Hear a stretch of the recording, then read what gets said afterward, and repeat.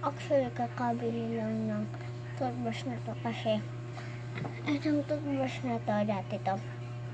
Yung cousin ko, yung manok niya, di ba? Makimanok kasi siya. Tapos, yung toothbrush na to, inikus ko sa binasapit ng